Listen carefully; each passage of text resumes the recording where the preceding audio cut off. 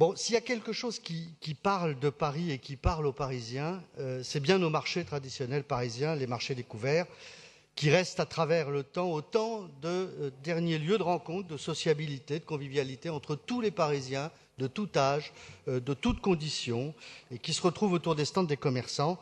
C'est une marque de Paris authentique, forte, que les touristes aussi d'ailleurs savent reconnaître et qui participe de l'attractivité de Paris. Voilà l'enjeu.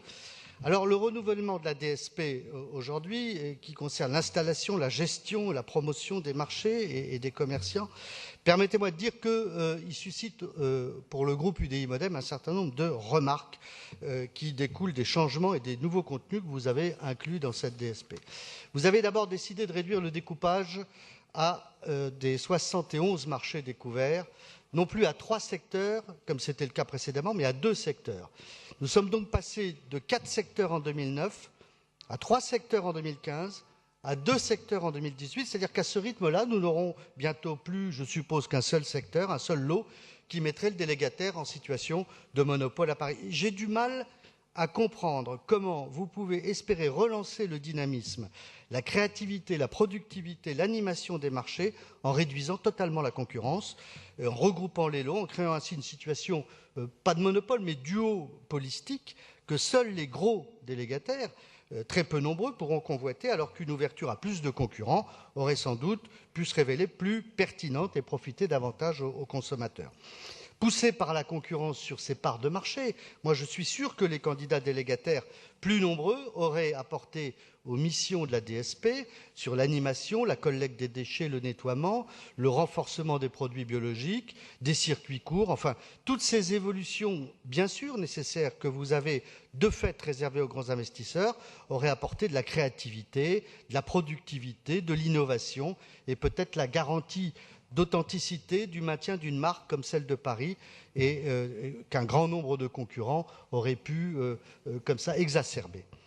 Alors en allant un peu plus loin, moi je pense aller jusqu'au bout de votre logique, vous ferez plaisir à Daniel Simonet, et en mettant en régie la gestion des marchés parisiens. Je sais que vous allez me répondre que la lourdeur des investissements qui vous semble correspondre aux nouvelles missions de la DSP, nouvelles bâches, nouveaux bacs à déchets, nouveaux véhicules propres afin de satisfaire aux objectifs du plan climat, chère Célia, justifie la réduction du lot de 3 à 2. Mais moi, je conteste cette analyse et ce jugement, sauf à ce que l'appel de candidature qui aurait pu être fait sur les 3 ou plus de lots se révèle infructueux, ce qui, jusqu'à plus ample informé, n'est pas le cas. Alors, vous augmentez l'impression d'importance des investissements à faire en ajoutant une étude sur un prototype d'un stand innovant. Je ne sais pas ce que ça veut dire personnellement. Depuis le Moyen-Âge que les marchés sont les marchés, c'est mettre un ordinateur sur un étal de boucher. Mais la mise en place d'une application numérique qui, très sincèrement, est-elle adaptée à la réalité, aux ambiances des marchés découverts?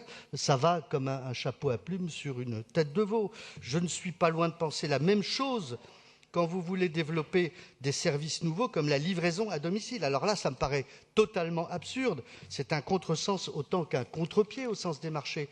On va au marché et non l'inverse. Ce n'est pas comme la Gardère. Le marché, c'est une rencontre physique dans le monde réel. Enfin, vous voulez développer les produits biologiques. Mais outre que les producteurs ne sont peut-être pas assez nombreux, je le reconnais, je ne vois pas grand-chose d'incitatif dans les nouvelles missions de la DSP. Et il faut avouer que le souci des marchés aujourd'hui d'aller vers le bio est quand même aujourd'hui en termes de fréquentation, j'en suis le témoin hebdomadaire sur la place Brancusi, marché bio, en baisse de fréquentation totale. Ça mériterait au moins une étude de marketing un peu approfondi sur la place des marchés bio à Paris. Tout ceci mériterait donc que les animations soient aussi repensées. Elles sont aujourd'hui, elles pourraient être thématiques, régionales sur les marchés. Elles pourraient être des foires au vin, accueillir des vignerons, des producteurs en circuit court, des marchés touristiques de nuit, enfin des ambiances musicales. C'est autant d'idées. En tout cas, autant d'idées que les cours de cuisine et autres développements d'animation de convivialité que vous prévoyez ne me semblent pas justifier un budget aussi important que celui de 300 000 €. Voilà.